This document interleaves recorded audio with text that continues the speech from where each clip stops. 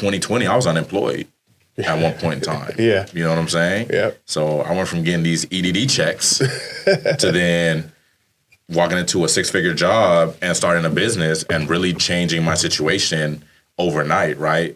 We started.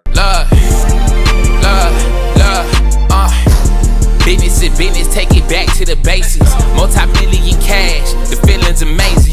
Got a Porsche inside my stable, don't horse with me, baby. 20 plus in my field, I'm like Coke with the Lakers. It's like I'm touring the Sprinter, doing these road trips, 3 days. Close for more M's, I stay on it. When you step on the premise, just know I own this. Collaborate inside of my district, this for the owners. The condo and the pun is the true 101. How I conduct business, you just might learn, you son. What's going on, everybody? To my podcast listeners, we out here with our next episode of the Collab District Podcast. I got another very special guest today. I got Mr. Donovon Sides, the owner of D&A Rentals and the owner of his own skincare line. I'm not going to pronounce it and butcher the name, but welcome to the show, my fan. No, I appreciate it, man. Thank you for having me. It's definitely a pleasure to be here. Appreciate it. I start off with, take us back to your childhood. I know you grew up in a big family. Mm-hmm. Our paths has crossed because I know your older brother, David, right. And Damon. They come from our, what we call our Rebel family. Back in the day, my folks was creators of the Rebels. And so there's some familiarity there, but you're younger. Right. You know what I mean? So tell me a little bit about your childhood, where you're from, your background, how you grew up. And like you talked about before we started talking, how that religion played a part in who you are today. So youngest of 6, right? We grew up kind of in a poor family, right? So to go even before me, right? My parents, they had a military background, right? So both of my parents are from the East Coast. One's from Tennessee, the other one's from Indiana. And they ended up in Jacksonville, Florida, where they met. And then they came all the way back out here to California, right? So came out here in the 80s. I was born in 90. At the time, we were poor, right? So born in Ventura, right there in CMH.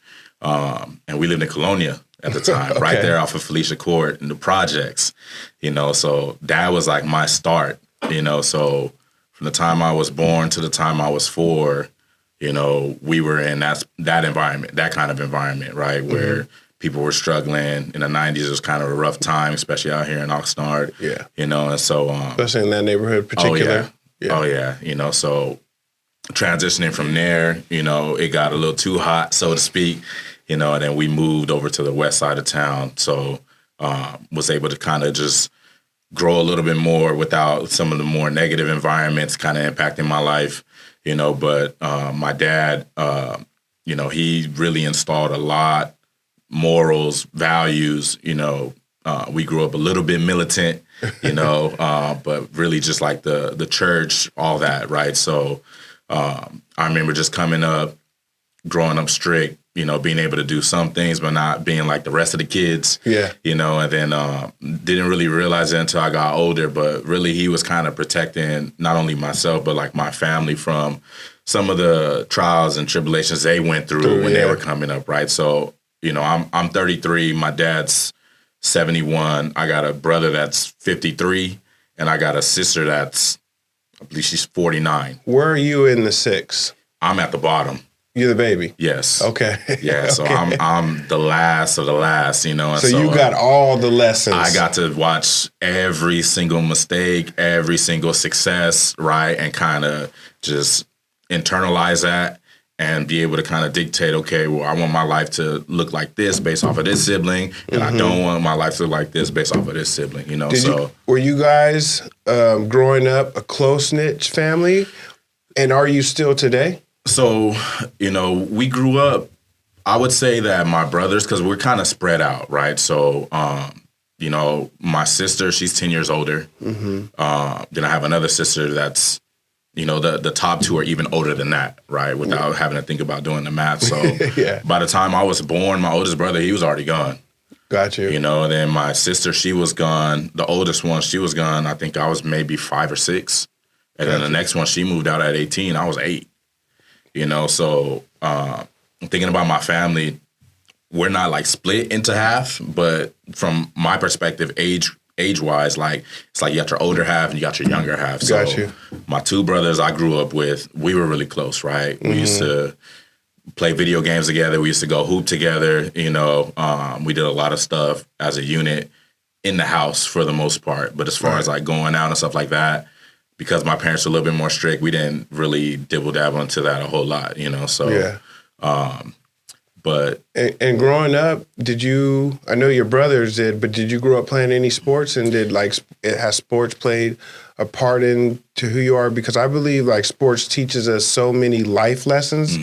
You know, we all can't go pro, right? There's like 1% of us that go pro, but I think like sports breed so many positive reinforcement habits, whether it's working hard, whether you're in a leadership role, if you get that opportunity at a young age, you know, playing sports, and also like the relationships. I'm boys, or, you know, I have friends that, you know, those relationships started when we were 8 years old, you know, through sport. Like through that game of sport, we would have never probably been brought together.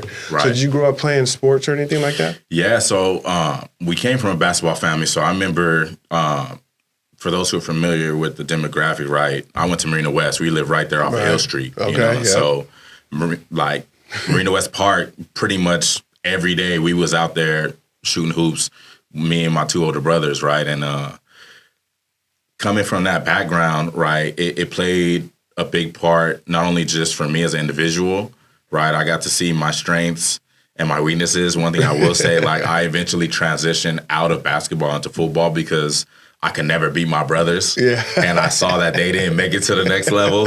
So I was like, okay, well, if they don't make it to the next level, like, what's that going to say for me, right? So grew up playing basketball. And then after my freshman year in high school, I switched over to football. So my sophomore year, I started playing football, and it was a new experience for me. The only other person that played football in my family was my dad, you know, and so didn't really know what position, didn't really know a whole lot besides what I saw on TV, right? So it was kind of like a crash course, and it was just that adjustment period, you know. I didn't realize it then, but that was going to impact my life as well, right? Because it's like business, right? You step out of your comfort zone into something new, they throw you into the fire, and it's either you gonna sink or you gonna swim. You know, and so first year is kind of rough. Yeah, you know, then I kind of came into my own. You know, and I was an outside linebacker. I wasn't no star or anything like that, but you know, coming from a family where I came from, I remember people saying like, "Oh, you can't play football. Like you're a basketball player, right? Yeah. Like that's not who you are. You don't identify as that." You know, so just being able to even just play the 3 years and finish out my high school career playing football was huge for me, you know, being able to do something that was different and find some success in it, you know, and then also ran track at the back end of my high school career, you know, but you learn a lot from sports, and I tell people all the time, you know, the teamwork, the camaraderie, right? You don't always see eye to eye. You gotta learn how to lose, to win, right? The discipline that comes from it, right? Some people don't like their coaches. Some people don't like the game plan, you know. So then it's trying to figure out how do you maneuver that relationship. You know what I'm saying? Yeah. Do you be a hothead and, you know, buck the system? Exactly. Or do you try to figure out, okay, how do we make this relationship work? How do we kind of see eye to eye? And how do I not be a problematic athlete? Yeah, like, how can I be an asset to this team? Exactly. You know, you talked about growing up in the military, like a military background as far as your father and being militant. And I know, like you said, your brothers had this crazy work ethic when it came to sport. Did that come from your father's side of just instilling like discipline and work ethic in you and your family? That definitely played a big part, you know. Big shout out to my father. You know, his routine never broke for over 40 years, you know. Woke up 4 o'clock in the morning, went to work, came home 5, 6 o'clock at night, you know. Then he would have Bible class on Tuesday, Wednesday, Sunday, and that was his life for 40 years, you know. Consistently, you know. So we saw as little kids, right, this man who didn't always feel like, you know, waking up that early in the morning, but regardless of how he felt, he would religiously put in that work, for his job to take care of his family. And he would teach us like, hey, a man takes care of his family regardless of how he feels, regardless of what he's been through, regardless of what he wants to do. You got to make sure that you take care of yours, right? You're a provider. And once you learn how to do that, you transition that into everything you do in life, right? You give 110%, so that played a huge part in just the makeup of who we are as men in my family, because I even outside of sports, like my work, career, my professional career, even before it felt like it was professional, right? Yeah. I was working little odd jobs, side jobs, 2 jobs, 60 hours one week, 80 hours another week, because in my mind, I'm like, okay, well, hey, this is the goal. I got to do whatever it takes to get to that goal because I don't have no excuse because I had the example growing up my whole life. See, that's opposite of me. I didn't have the example. I grew up with my mother, my aunts, and if it wasn't for sport, I would have never had, male father figure likes in my life to show me what your father showed you as far as the work ethic, showing up, providing. I was able through basketball, through sports, to be around men that were taking care of their family, donating their time to the community, and you can see that in some of my life now that I model what I seen, and it doesn't always have to come from the household. It's great when it can, but that's another thing that sport can bring on is it can bring on those male father figures or women figures in our lives that we may not have in the home, but they can be a positive influence on our lives. You know what I mean? I agree with you 100%. So after high school, you went to college, and what was your decision to go to college versus trying the workforce, and where did you go to school and what did you study? So in my parents' house, right, it was one of those things where once you graduate high school, you either work a job, you go to school, or you figure it out. You know what I'm saying? Yeah. And so I kind of knew, even just watching my siblings, okay, well, this is the next step, And so for me, I remember as soon as I graduated, I was looking for work, and then that transitional period was like, it was like I was hitting a wall, like I was applying all these entry-level jobs and nobody was picking me up. So I was like, okay, well, I know if I'm not working, I know I got to go to school, right? And in my mind, I always wanted to help people, right? And that's been something that's been kind of instilled in me ever since I was in grade school. So I knew going into school that I wanted to be a psych major, right? Not knowing at the time that psychology is not a very lucrative field. And California, even back then, still a very expensive state to live in. So Facts. Went to school for psychology, had a rough start because literally as soon as I decided, okay, I'm going to be a full-time student, I think I took like 14, 15 credits my first semester. Oh, you came out blazing. Yeah. 2 weeks later, I got hit up and got a full-time job. So here I am. I was expending myself at both ends, right?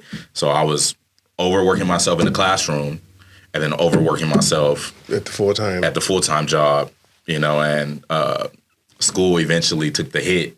So I realized right then and there, okay, I got to scale it back. If I'm going to continue to work full-time, I got to scale it back on the school because I just don't have it in me to transition in both of those areas simultaneously, right? So went to school at Ventura College, right? The goal was to do my 2 years and transfer out and kind of find myself from there, right? Didn't necessarily go according as planned. Life happens, to all of us. So I ended up doing about a year and a half and just went into a different direction, right? Met somebody, kind of got pulled away from school, and then found myself just trying to get back, right? Fast forward, I eventually went back to school, got my associate's degree, and that was actually big for me, right? Because it was something that I started and that I stopped, and it took me 10 years to get back to, but I eventually got back to that place and was able to, walk and all the other stuff. So I know a lot of people have their own opinions, and that's fine, but and a lot of people are like, oh, well, That's just an AA. That's kind of like, you know, you got your high school diploma, and that's kind of like the next step. But for me, that was a big deal for me. Because, I mean, accomplishing your own self goals is more than a piece of paper, right? Exactly. You know, so if it's something that you set out to do, where you know, you can sign up for something, but just not be ready for it. Exactly. You know, at the right time. My fiance tells me this all the time about the same thing about a book. You may pick up a book and you're not ready to receive the information as of yet. And that's the same thing with school. And it's not about the judgment of it. It's about you wanted to finish school. You know, life happens, right? And you still persevered and said, this is important to me. And it sounds like you were able to, at a very young age, self-reflect, whether it was, hey, I'm not in the right sport, you know, decisions about, you know, going to school, decisions and having the heart to help. Like, where does that self-reflection come from at a young age? Because when you can self-reflect, you can stop yourself from doing a lot of dumb shit. Yeah. And repeatedly doing dumb shit. Yeah, no, I agree. I think it comes from a few different places. You know, religion is definitely one of them. Okay. Growing up, reading the Bible, all the Bible stories about Jesus and the apostles and the things they went through and this and that, right? That definitely played a big part, you know, because even as a kid, I used to find myself in situations and I would think to myself, like, from a biblical standpoint, like, okay, well, how is this going to look if I do this, right? And then even just from the militant side, right? Like, there's a lot of dumb things I would have did in life, but I knew that had I done it, that belt would have been waiting for me when I got home. You know what I'm saying? I do. You know, I do. The belt saves us from doing a lot of dumb shit. Just the thought of, like, if my mom find out about that one, that ain't gonna work out too well. Yeah, I'll holler at y'all later. Exactly. You know, so that played a big part, and then even just the psychology side of my personality, right? Because when I tell you, like, I knew I wanted to be a psychologist probably by the time I was in, like, the second, third grade, you know, because I really just enjoyed helping people. Wow. You know, I had a friend, I'm not going to say no names, but, you know, there were times where he would come to school and he didn't have money to eat. And I give him my lunch money, you know, because he needed it more than I did. You know what I'm saying?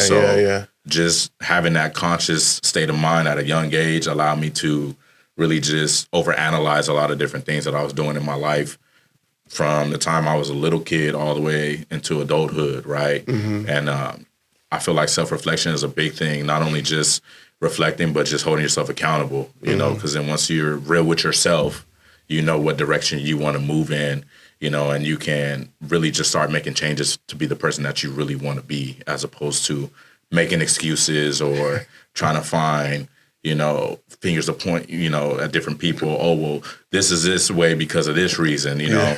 There's always a reason, right? Instead of just taking accountability for your part, you know, because there are external parts that happen, but you can always take accountability for our part in any situation, so we can either learn and then eventually grow from it. Because the shit doesn't stop. No. And if you handle it the correct way, then you're prepared for the next thing.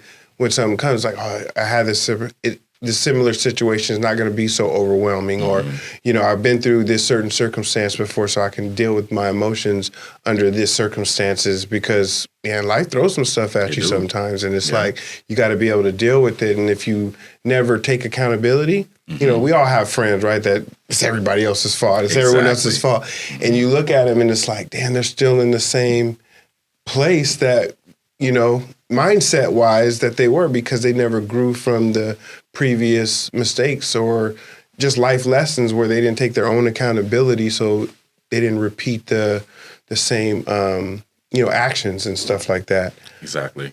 Transitioning out of college, what has your work experience been out of college? Man, so I've worked pretty much almost, I feel like I worked everywhere here in Ventura County. Okay. So I think I've worked for 10 different employers in my lifetime, right?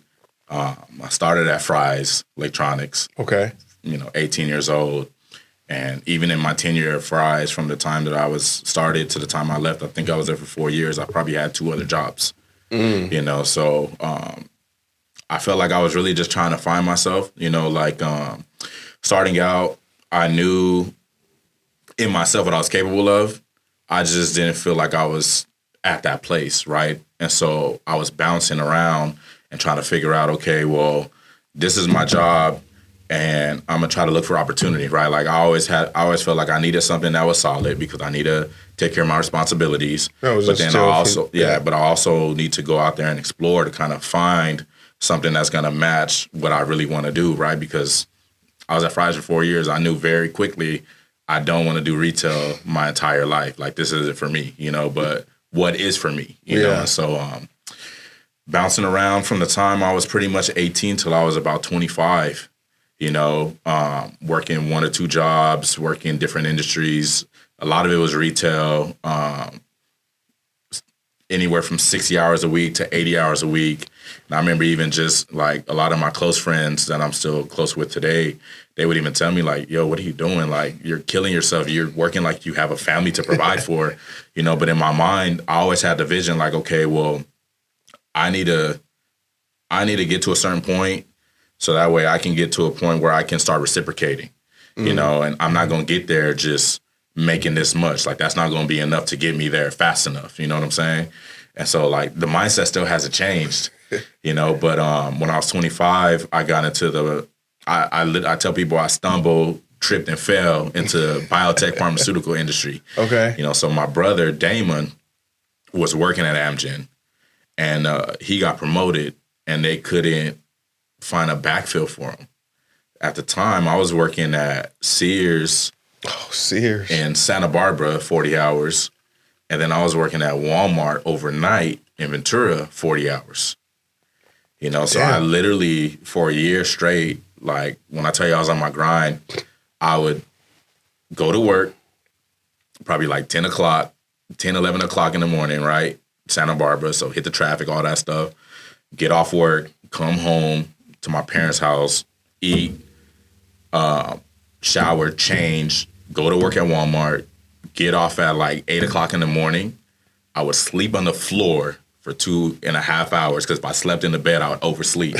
So I'd sleep on the floor for 2.5 hours with an alarm clock right next to my ear, wake up, and repeat the whole process all over again. And you used to do that, 5-6 days a week? I would do that. I think I had one day off. It was a Wednesday. And at the time, I was talking to some girl, and so Wednesday was dedicated to going out there, seeing her, spending time with her.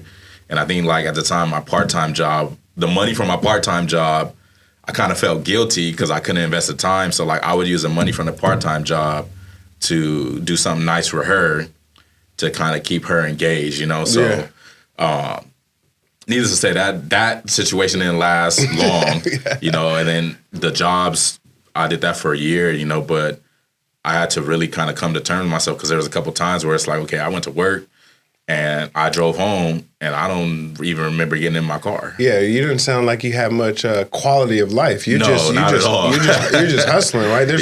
There's no quality of life, but I think like, your priorities change as we get older, right? Exactly. At the time, your priorities probably were, I'm trying to get paper. I'm trying to stack this money. I'm trying to emulate what my father did, even though I don't have a family of my own, but I got to be able to provide for myself. Yeah. And you have a heart to help. So you got to be able to work to provide for others.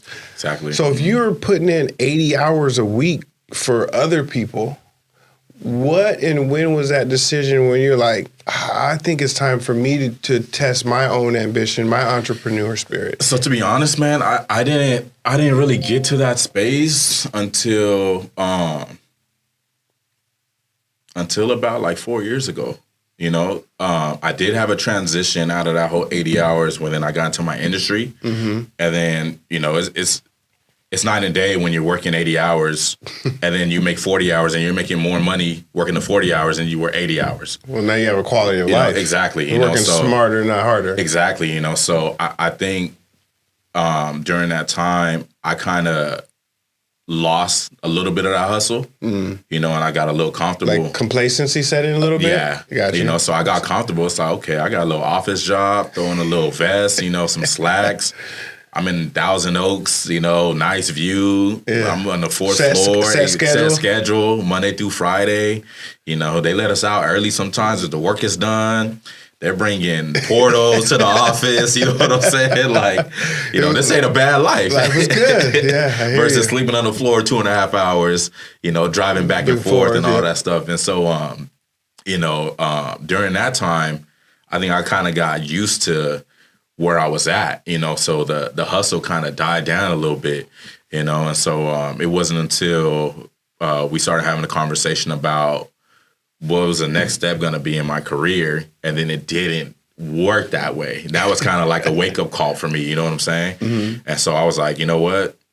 I should have been doing this and this towards the future, but I kind of got complacent. But now I'm awake now, you know what I'm saying? Yeah. So life happens in seasons. Exactly. I've been in business for 15 years, and I've had seasons of complacency because, you run yourself so hard to where like when things are good, you like to just that complacency and that relaxation for a minute. But if you're, you sound like we have a lot of similar traits. It's like you can self-evaluate and say, okay, that season is over. Yep. I enjoyed it. I rejuvenated myself, so to speak. Now let's get back to this grind because that's still inside of me. Yeah. You know what I mean? Exactly. Yeah. So for me, once that particular situation happened, I was like, okay, I need to find what's going to be the next transition for me, right? I need something better than where I'm at right now, and so I went from that job. At the time I was working at Amgen, and then I ended up in Orange County. I ended up living in Orange County for a little bit, for a short stint. I relocated for a job that was basically paying me like $40K more than what I was making over at Amgen, and so that job didn't work out because they had some legality issues on their end. Had nothing to do with me, right? And so came back to Oxnard, but then I had that taste in my mouth. I'm like, okay, well, you know what? I made 6 figures here. I'm not settling, Yeah. I know what I want. I know what I want to do. And so I was turning down jobs, right? I was unemployed at the time, turning down jobs, In California, you doing that? Yeah. It was crazy, and I had people calling me like, what are you doing? Yeah, I mean, you need to work, this and that, blah, blah, blah. What are you doing? I was like, nah, this, I understand what I'm worth. I understand what I want, and I'm not going to settle, and then just ride the wave. Nah, and so long story short, right, I ended up going back to Amgen, because I started to realize, okay, it's easier, at least for me, right? It's easier to get a job when you have a job versus when you don't have a job trying to get a job. That's a fact. And so I basically used that to catapult me into my next situation, right? And so then I ended up getting exactly what I was looking for, and so this is 2020 now, right? A lot of things have changed in my life, right? I met my fiance in 2019. And so she was the one that kind of brought this whole idea of like, hey, I come from a family where we all work for ourselves. Yeah, she's one of 13, and so all the older siblings are all business owners, right? Gotcha. Construction, landscaping, carpet cleaning. And if they don't own their business, they have like a side hustle where they don't have to check in with somebody else. Gotcha. And so 2020 comes, right? I just landed my job. That's the pandemic year, right? Yeah, I just landed my job, right? They give me a sign-on bonus because I was supposed to relocate to Boston. Oh, wow. But then they were one of the super spreaders. So one of the reasons why the whole East Coast got hit is because of them. So they were very reluctant on bringing people over until the whole, COVID thing got figured out. Yeah. So what I did, right, and granted, I'm a risk taker. One thing about me. Where does that come from? That's a good question. That's actually a really good question because it didn't come from my siblings. They're not big risk takers. My parents aren't really big risk takers either. Yeah. It's just got, I guess it's just something in my personality. Well, I think it like when you're not afraid to take risks, that means, and this is not no shade, but it also means that you're not scared to fail. Yes. You know, there's a lot of people that are scared to fail, and there's like that mental block, you know, because failure could be so daunting to people, and they don't look at the lessons learned from failure. You know, like there's, you know, and so, you know, when you say like I'm a risk taker, that means, you know, that also means in turn you're a failure too, in some respects. You know, that's how I look at it. But, you know, the ones that were able to persevere and learn through the failures are the ones that are like, okay, I'll just pick myself up again and again and again and again. Yeah. You know what I mean? Yeah, and that's very true. And I agree with you 100% on that. I think for myself, even just like self-reflecting, right? I've always known, especially working in like traditional 9-to-5s, that you hit a ceiling. You know what I'm saying? Like, it don't matter if you're the Elon Musk of that industry. There's a market cap. You know what I'm saying? There's a market cap. They can't pay you more than what they make. That's a fact. And they got to pay out several different people. So based off of that market cap, that's going to determine how much they're going to be able to pay you your hourly wage. You know, so you can make these people $1 million. You still might get paid $20 an hour, you know, regardless of how special of an individual you are. So I think I realized that, especially working for a whole lot of different industries and holding a lot of different jobs, and just kind of realizing, okay, well, it doesn't matter if I'm a superstar, you know, they're going to cap me out at some point in time, you know, so how do I break past that breaking point? You know what I'm saying? And even kind of going backwards, right? One thing I kind of learned about myself in college, because I used to stress, right, about homework and all this other stuff. In college, I learned, like, okay, look, if I can't control it, I'm not going to stress about it. Yeah. If I can't control it, then I got to be accountable for it, right? If I chose to go out and not do my homework and now I'm failing this class, that's my fault. That's true, yeah. I can't be mad at nobody but myself. Yeah. But if it's outside of my control, I'm just going to let it go. I'm not going to stress about it, you know? And so that helped me a lot, even just with the business aspect and in life in general. Do you think that part of letting things go comes from your faith? Because like you're trusting in the unseen, right? Yeah. Because it's out of your control, and a lot of people like to control everything. Yeah. And they, you know, I've gotten very comfortable with, you know, like you. If it's out of my control, it's out of my control. I've done all I can do. I know I've put in the work, and I've done all I can do. So does that part of like letting go of certain circumstances, outcomes, and results, you think that comes from your faith? And I think it does. I think when I was younger, I didn't realize that it did. You know, as I've gotten older, I'm more conscious about that. You know, in my early 20s, my whole thing was like, I don't want to be stressed out. You know what I'm saying? Because I understand what stress does to people. You know, so I was like, you know, I'm just gonna let it go. But at the time, I didn't connect the dots. Now, right? Because even like when we do start talking about the skincare, right? Like this is a whole new world for me. You know, and sometimes I get upset about certain things because as a business owner, I have a certain level of expectation. Sometimes those expectations don't get met. But then there are parts within that business, especially with my business, with the skincare, that I can't really do too much about it.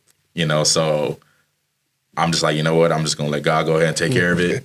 And I'm just going to sit back, kick my legs up, and I'm going to let them, like, because I have a team that works for me. So there are times where that team, they deliver and they over-deliver.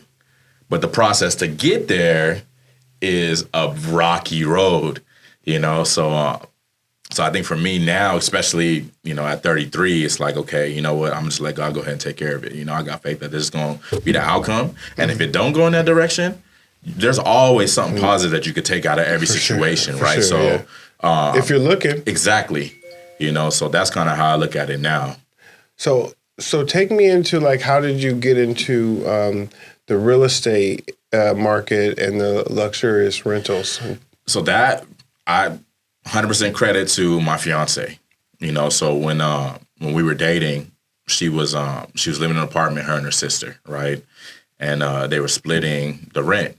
And my fiance, she has 2 kids, and at the time they would split time. You know, so she'd have him half time, dad would have him half time. So when they would go to their dad's house, she would Airbnb the spot, you know? And so just off of Airbnb, her kid's room 15 days out of the month, she was paying her rent. She still had her job, And her money that she made from her job was her money. She didn't have to pay not one expense. You know, those 15 days paid the rent, paid the phone bill, paid her life insurance, you know, and so she was able to stack and save. She was able to stack and save, yeah. And so I remember her bringing it to my attention, and she was like, hey, this is what I'm doing. And like, you know, it kind of caught me off guard. So I started scratching my head, and I remember her even telling me, like, can we make this into a business? Mm-hmm. You know, so I remember going back to my parents' house that day and just not getting no sleep. I was on YouTube, I was on Google, I was on every single platform doing you could research. Think of, trying to find what can I learn about this like short-term vacation rental market, right? And at the time, there was literally only one guy who was really doing it, you know, and his name was Brian Page, you know. So everything that Brian Page did, I probably spent over time, right, a good 60 hours just investing into every single video he made, reading all his books, et cetera, just really understanding that business inside and out as much as I could before actually jumping into it, right? So as soon as I realized, okay, this is a lucrative industry, you know, we decided to kind of pull the plug and jump into it, right? And so the way my business mind works, right, for everything, I always work backwards, right? Okay. And this is another reason why I'm big on taking risks, because before I implement anything, I work on the exit strategy first. You know, so for me, it's like, okay, look, if I decide to go into this direction, how can I get out? How can I minimize the amount of cost that it's going to be to be able to exit out of this industry if I decide to go in this direction, right? And so, perfect example, right? At the time, and granted, didn't know a whole lot about the whole real estate game. Mm-hmm. I had a buddy who was a property manager at a location, and I was like, hey, you know, I knew that he had did some Airbnbs out there in LA, and, you know, he kind of bounced between LA, Miami, and Vegas, you know, so I told him, like, hey, this is what I want to do, you know, is it possible? And he was like, yeah, it's possible. He's all, look, just this is what you do. I'm gonna give you the keys. This and that, blah, blah. We're gonna run your credit, see if you can qualify. Right now, I just got that new job that was paying big money, so my credit was fine. So we were able to land our spot, little 3-bedroom. So that was your first investment. That was my first outside investment. Of the kids' bedroom. Is you went from the kids' bedroom and jumped into a 3-bedroom apartment. And that was that your primary home, or was that all for investment? All for investment. Wow, okay. All for investment. And where was that? Is that in California? Is it California? Yeah, that local? was in Port Hueneme. Okay. Out there in Port Hueneme, you know. And so I remember, you know, we went live, I want to say it was like August of 2020, you know, first month. We didn't know what we were doing, obviously, you know, started shopping at IKEA, spent probably like $8,000 trying to get the place furnished, you know, struggling, you know, no hit on IKEA, but, you know, those instructions are not the easiest. No, I have a lot of experience with trying to put together IKEA furniture. And they don't come with no replacement parts, anything out of whack. It's you got to almost buy a whole new piece. And mind you, right, like I had just been like the last 5 years just working behind a computer. You know, so like handyman skills were non-existent at the time. You know, I'm over there on the floor trying to build this bed frame. Yeah. You know, back hurting. I'm just like, finish it, it's wrong, got to take it apart, you know, but that's a different story. But anyways, you know, $8,000 investment. We put it on the platform, you know, and within a week we get our first hit, you know, and starts getting booked. We start seeing the money coming in, and I think that first month on a apartment where we were paying like $2,500, we made like $5,000.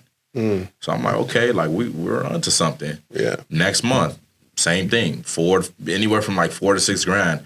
I remember the following year comes, it's April 2021. We made $10,000.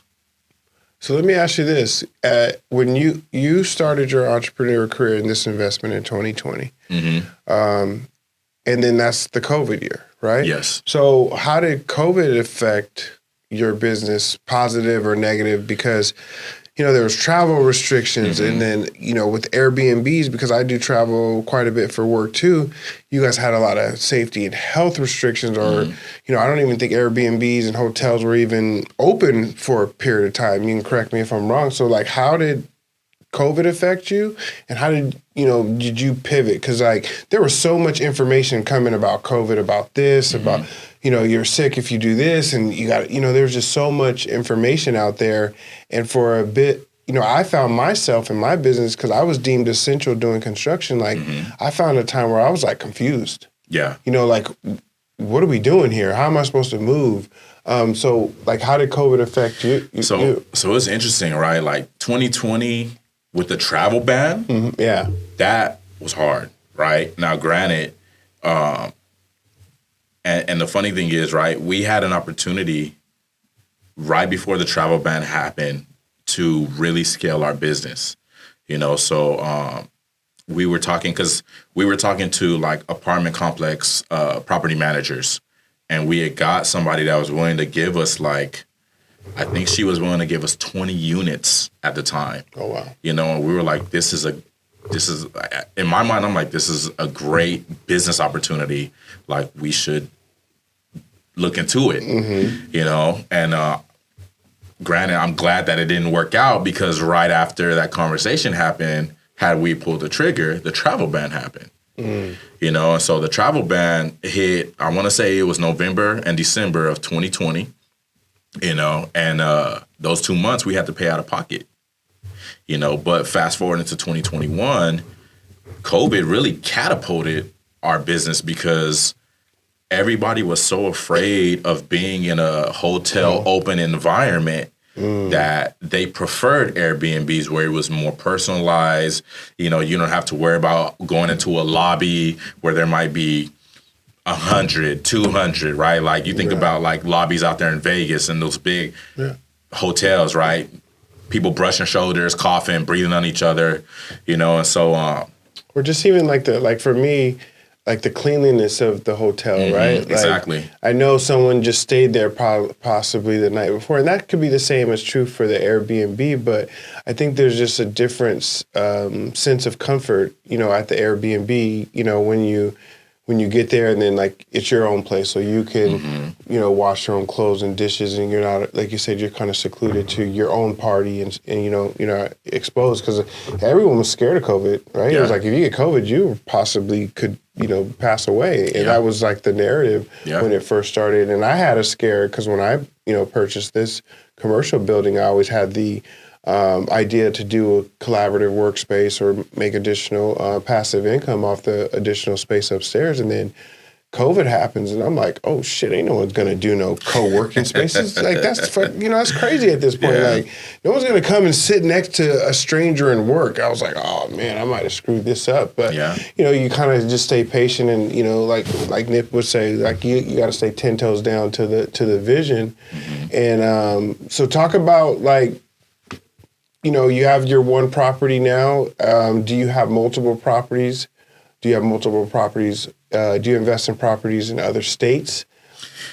So we keep it local right now, right? I mean, going back from just the little apartment, with the room and then the little 3-bedroom, now we have roughly about, I think last time I checked, we have 31 or 33 listings, right? And then we've expanded. So, I own 3 properties myself, and they're all on the platform, right? Where I live, we rent, and that's kind of been our model, right? Where we rent is a big spot, big enough to house all of our supplies, right? Washer, dryer, this and that, blah, blah, blah, because we're pretty much a in-home business, My oldest stepson, he's basically our main cleaner. He does all of our washing and drying, him and his grandmother, and then if we need to bring in extra hands, we have a few contacts here and there, but outside of the houses that we own, me and my fiance, right, we also basically, we became a property management company, right, because we started to realize, okay, well, hey, there's there's a need for stuff like this, right? And for people who might be struggling and might have extra property or extra space in their own home, right? Like they can change their own situation, right? I mean, 2020, I was unemployed at one point in time. Yeah. You know what I'm saying? Yeah. So I went from getting these EDD checks to then walking into a 6-figure job and starting a business and really changing my situation overnight, right? We started our business in 2020. I bought my first house 2021. Mm-hmm. You know? And so if I could do this, and I'm nobody special, anybody can do this. You know what I'm saying? Right. So Right. what we started doing was we started opening up like a more property management side where we do, it's a term that we call co-hosting, you know, where it's your house, right? Whether it's furnished or not, right? If it's furnished, it's less work for us. If it's not furnished, we'll come in, we'll furnish it for you, we'll stage it for you, do all that, get you all your essentials, you know, and then we put it on the platform for you. Gotcha. And then we manage it as much as you want us to manage it, right? So we can go 100%, or if you want to have your hands in it, so that way you have a little bit more, you know, insight as to what's going on and visibility. That's your preference, you know, and then we just charge you a percentage. Gotcha. You know, so we have clients where it's like, I just want to collect the check at the end of the month. Yeah, because okay. I've looked into the Airbnb when I had, you know, investment property, and you know, I wish I would have came across a service like yours, because the thing that deterred me was I don't have the time to post it, interact with the, you know, with the people requesting information, the whole check-in process, coordinating cleanings. Like when I looked at the time commitment, it was like, I can't commit to that. I knew it possibly could be a good financial opportunity, but it wasn't something that I can commit to time-wise.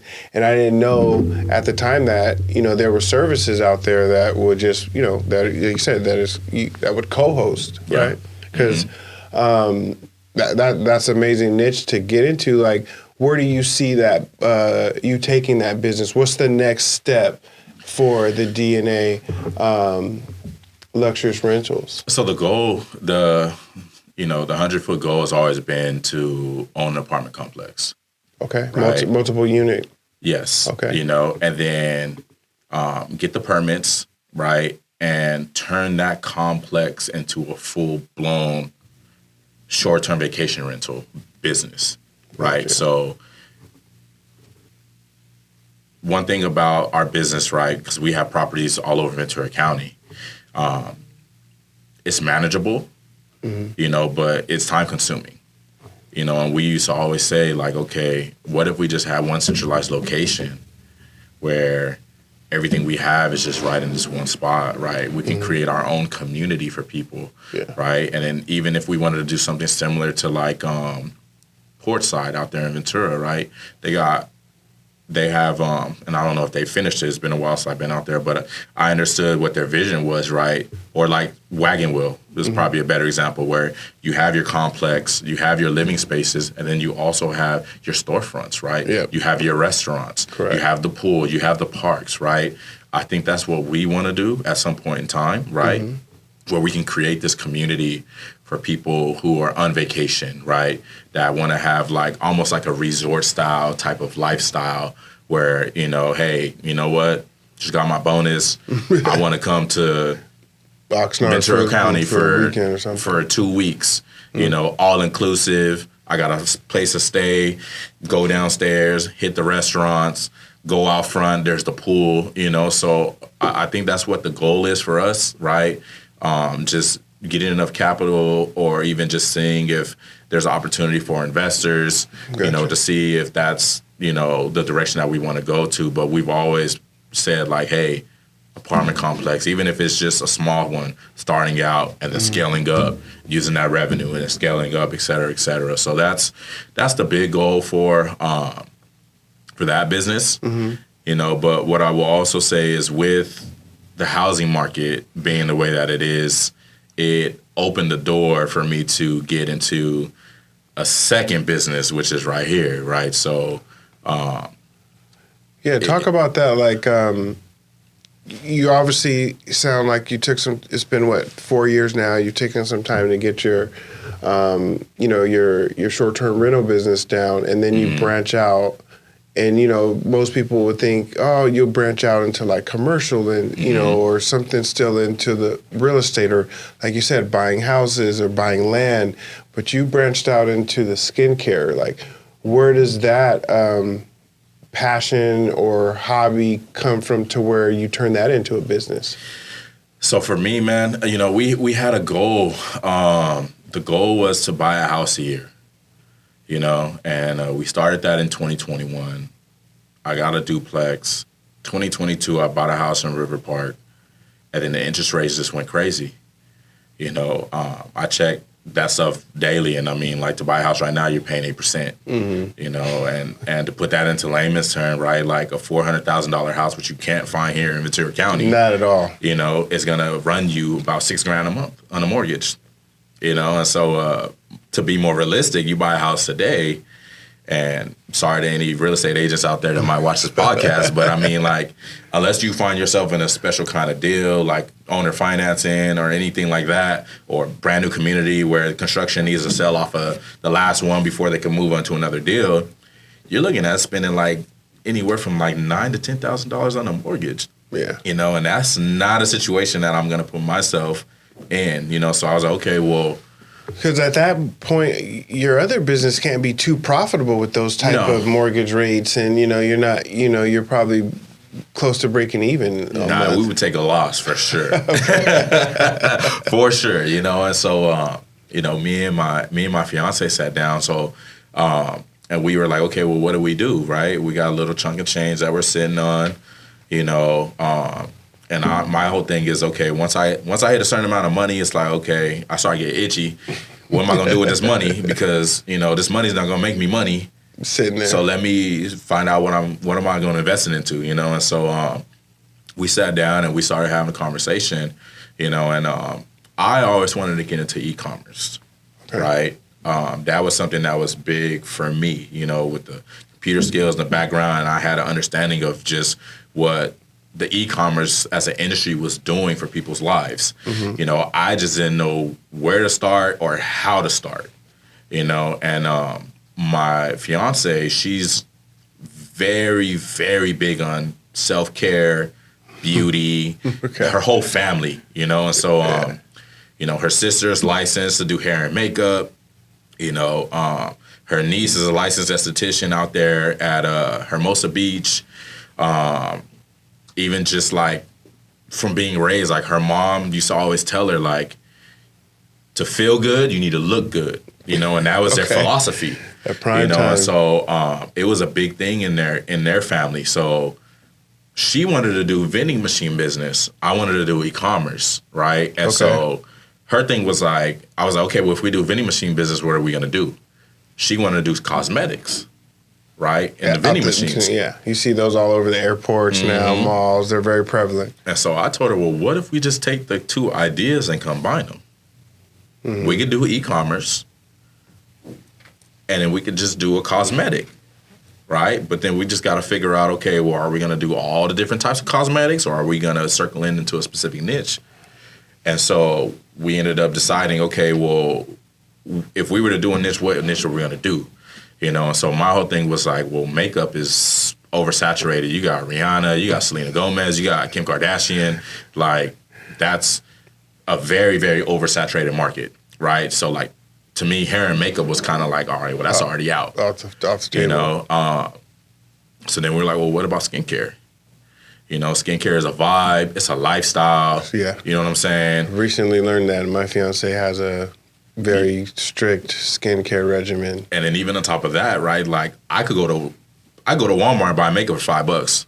You know what I'm saying? The quality may not be there, but, depending on where you're at in your life financially, that might be where you at. But with the skincare really appeals to like a certain crowd, right? For the most part. Not saying that there's not no skincare out there for people who are, just making, getting their feet wet as far as making money, et cetera, but it really appeals to the people like skincare, toxins, right? People who get Botox, facelift, and it's a certain crowd. It's a lifestyle, and what I mean by that, right? Because like makeup, you could put makeup on, and it's like microwave, right? You want your food hot, 30 seconds in the microwave, you're done. You put makeup on, you look good for the night.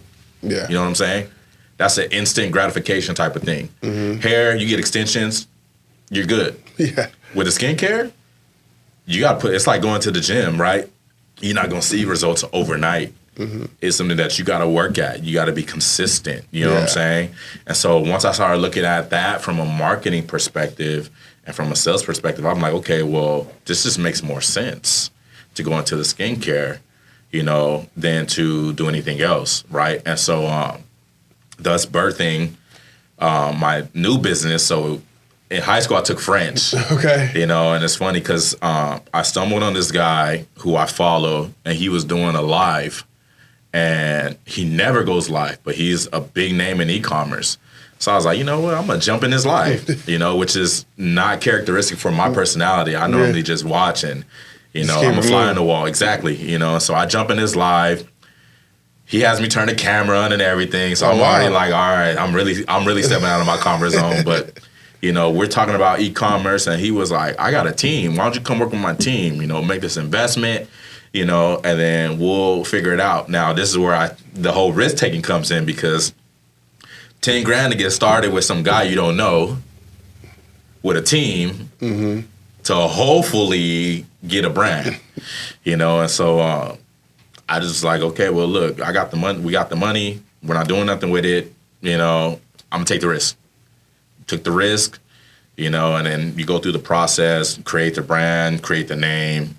So the name is La Douceur De Deon, which is French for. So douceur is it's like a synonym in Spanish is dulce. It's like candy, right? But it also can translate to pleasantries, right? So in English, it's the pleasantries of Deon. Deon's my middle name, so that's where the name comes from. Okay. But yeah, it was one of those things where it's like, you know what, we got the money, let's try e-commerce to see where it takes us, step out on faith, let's try it, let's do it. Yeah. And so. And how has that business been treating you so far? So I'll be 100% transparent with you, right? We just had a soft launch. Okay. We soft launched last month, right? So we don't have our actual launch until November. So right now, it's been slow. Yeah. So okay. Everybody has a day one. It's been slow right now, but right now it's just me floor on the feet and just running, getting the name out there. One thing I am extremely happy about is that, and granted, I know people are always going to say this when it comes to their product, but I took my product out there to LA, right? And I had it reviewed by a licensed esthetician. And in esthetician school, they talk about chemicals that aren't good for the skin. Okay. Right? And so what they recommend is that if it has more than 2, stay away from it. If it has 2, it's okay. If it has 1, that's better. But that's kind of the range that they guidelines, do. Yeah. But then they normally push clinical grade skincare, right? But if you can't afford the clinical grade skincare, you have what would be considered over the counter, right? So had mine reviewed by an esthetician. She came back and she was like, this has 0 bad chemicals or bad ingredients, right, in your actual product, right? She tried it herself. I gave her a set, like this set right here, and she was actually really impressed by it. She was like very light on the skin. It's not heavy. It works for my skin. It works for all skin types because of the ingredients, hyperpigmentation, et cetera, et cetera. Not to bore anybody with all the medical terms, And so it's one of those things where it's like, okay, well, we're excited of the potential because not only is it going to work for people, the psychology comes back in right now with the skincare. It gives me a platform to then start affiliate marketing, right? So now people who want to hop on the brand can make money with me. Correct, yeah. You know what I'm saying? So it all kind of ties in together, yeah. So what's next for both businesses as far as the skincare line? Like, how do you see and want to see yourself scale up in a perfect world? And the same with the luxury rentals. Do you see yourself, especially in this industry right now, this market, buying more properties? Are you looking to buy more properties out of state and expand in that way? I think we'll start with the D&A luxury rentals. Right now, we're putting a hold on buying. I don't think it really matters what state you go to, right? Even if they are experiencing gentrification, right? You're still in a scenario where you're paying a lot of money in interest. And I don't know. I mean, I don't have a crystal ball. I don't know when the interest rates are going to go down, right? So, I'm waiting to refinance the house I just bought. But I'm still waiting, so I don't want to put myself or my business in that situation. Yeah. I think for us right now, as far as that industry is concerned, it's just more so working with people, and kind of building the more clientele side of that, right? Okay. To then help people get into a space where they can make money on their properties or their investment properties, and then we can help them achieve that, So I think that's the direction that we're going in with that business for now until the market starts to correct itself. As far as the skincare, I mean, that industry, I mean, there's really no ceiling on that, Yeah, it's a big, it's huge because, I mean, I started off with like the main three as far as what kind of products? So I got vitamin C. Okay. Right. That's a serum? That's a serum, so for acne, for lightening up the skin, right? Then I have hyaluronic acid, which is like moisturizer, right? It locks in the vitamin C and all, as well as like the retinol. And then I have retinol serum, which is an anti-aging, right? So it hits the main three categories in the skincare world, right? And then just a disclaimer, you use vitamin C, use it with hyaluronic acid. You don't use retinol with vitamin C. So for those who are watching, I don't want nobody talking about, oh, he got these three and he told me I could use these and my skin is doing this. So just, most people use retinol at night. Yeah. So just a little disclaimer for those who are watching. But when I say there's no ceiling, expanding the line, right? Get into an exfoliant, getting into a cleanser, right? Getting into just different lines, right? There's so many different products out there that you can expand your brand, right? Start bundling, having a full line where it's like, okay, you don't have to buy these three products and then go somewhere else to go buy what's missing, and then even outside of the product line, even just scaling, right? Getting into Ulta, getting into Sephora, getting into Target, potentially even getting into Walmart, right? These are a whole lot of different directions that we can go when it comes to the skincare brand, right? And really just getting a name out there and then finding the comparisons to the other over-the-counters, right? Because essentially, I'm the kind of person where it's like, if my name's going to be on something, I want it to be the best. Yeah. So you just don't want to be another SKU I don't. On the shelves. Exactly. So when I see brands like Givenchy, Dior, Prada, Gucci, right? Like for me, it's not so much about the clout or the money, but it's just my name's attached to it. I want to be able to compete with those people, right? Yeah. So that brings in the sport, the competitive nature of the sports, right? Facts. Like that's just who I am as a person. Yeah. So I feel like once we get to a certain point, with the skincare, with the sales, this and that, being able to go back, look at the ingredients. Okay, can we make it better than what it is right now? Because right now it's good, but can it be great? You know what I'm saying? Yeah. Can we start really just putting out some of these bad products and start pushing them out, right? So people aren't just putting junk on their face because it has a name and they're thinking like, oh, okay. Or more expensive. Exactly. Because I feel like, especially now that I'm educating myself in this industry, right? Just like anything else, right? Like you see a name brand, you pay the price, you're thinking that because, okay, since they've been in business for the past 50, 70, 100 years, it has to work. Yeah. It's not necessarily always the case. Correct. You know what I'm saying? Yeah. So really just getting people into a place where it's like, okay, like what you're putting on your skin, is it actually benefiting you, right? Is it helping you, right? Is it contributing to your health in a positive way, not a negative way, you know? So I feel like these are different areas where I'm starting to be, I'll tell you, I was never passionate about skincare, beauty, stuff like that. But I'm finding my passion now, you know, because now that I'm, you know, because I'm the kind of person where it's like, I'm going to sit down, I'm going to do the research. I'm going to look at the background from where these different companies came from.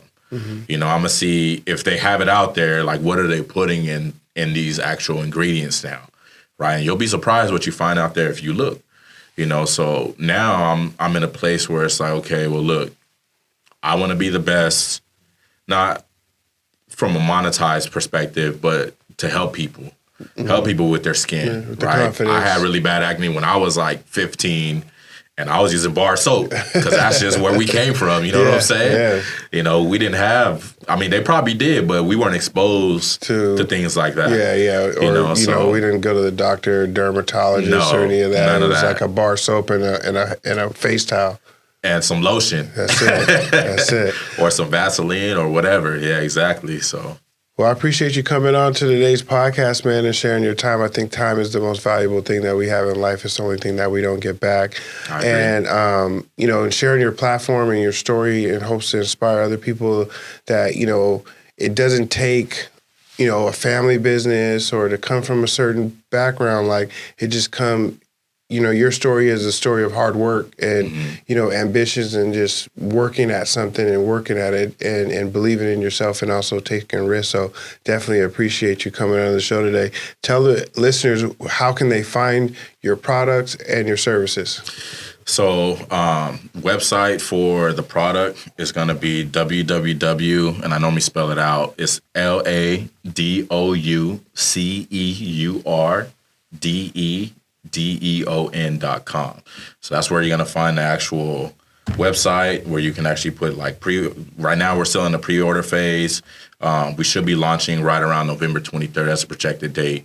And then as far as the D&A Luxury Rentals, the best way to get in contact would be direct, honestly. So to be to contact me direct, or better yet, contact my fiance. So she's I think the best way to contact her would be through her Instagram. So it's going to be ARI_AH_NA for Ariana. So, but anybody that wants to contact me directly, even for that, because we also do like little deals off platform, right? Like, hey, let's say you don't want to pay, you don't have the money to pay fees and stuff, all the host fee, the cleaning fee, the this and that, right? We understand, you know, because we were there. So contacting us directly works out as well. All right. Well, again, thanks for your time, man. And check us out on all your podcast platforms. We're on Spotify, Apple, and YouTube. Appreciate you, man.